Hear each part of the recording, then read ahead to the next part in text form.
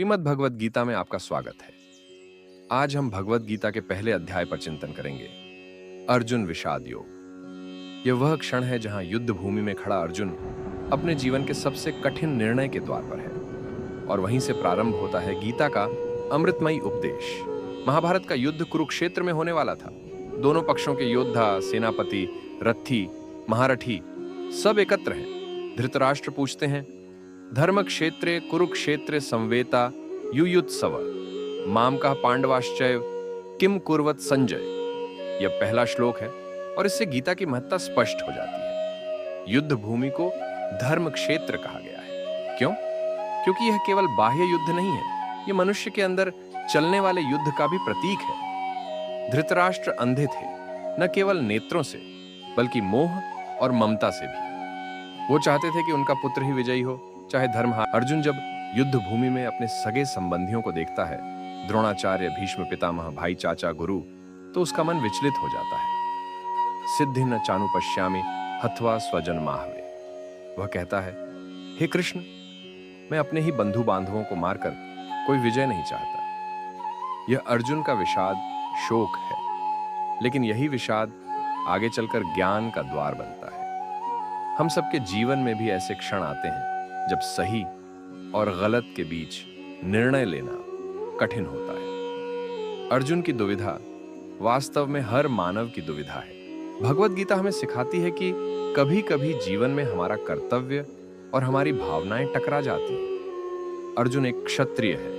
उसका धर्म है कि वह अधर्म के विरुद्ध युद्ध करे, लेकिन जब भावनाएं आड़े आती हैं, वह अपने कर्तव्य से पीछे हटने लगता है।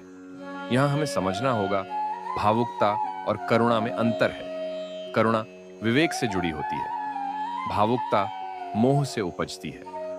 भगवान श्री कृष्ण अर्जुन को मोह से बाहर निकालने वाले हैं और गीता की यही शुरुआत। यह अध्याय हमें बताता है कि संकट के समय हमें बाहर की ओर नहीं, भीतर की ओर देखना चाहिए। अर्जुन के हाथ कांप रहे थे, धनुष गिर गया, शरीर में कंपन हो रहा था। यह मानसिक अशांति का प्रतीक है। कृष्ण अर्जुन से कहते हैं, हे पार्थ, क्या यह समय पलायन का है? यह प्रश्न हम सबके लिए भी है। जब जीवन में संकट आता है, क्या हम लड़ते हैं या भागते हैं? गीता हमें इस पूरे अध्याय में युद्ध शुरू नहीं होता, लेकिन अर्जुन के मन का युद्ध पूरे वेग से चल रहा है। वह सोचता है, अगर मैं जीत भी गया तो क्या? अपनों को मारकर मिली जीत व्यर्थ होगी। मैं संन्यास ले लूं, युद्ध नहीं करूंगा। कृष्ण चुप है। वे अर्जुन को पहले उसकी बात कहने देते हैं। यह दर्शाता है कि जब कोई दुखी हो, पहले उसे सुनिए। लेकिन यह भी तय है, सच्चा समाधान तब आता है जब हम अपने दुख की जड़ को। इस पहले अध्याय में भगवान श्री कृष्ण ने कोई उपदेश नहीं दिया, वे केवल सुनते हैं, अर्जुन की मनोदशा को समझते हैं। यह हमें सिखाता है, समझना उपदेश देने से पहले जरूरी है।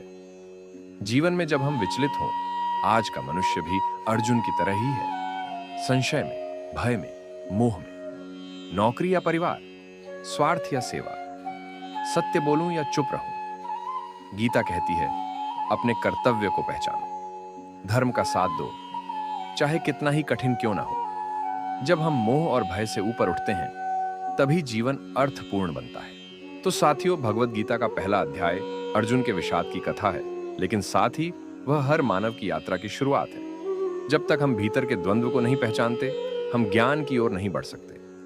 अगले अध्याय में श्री कृष्ण अर्जुन को सांख्य योग का उपदेश देंगे, जो जीवन के रहस्य को खोल देगा। जय श्री कृष्ण। धन्यवाद।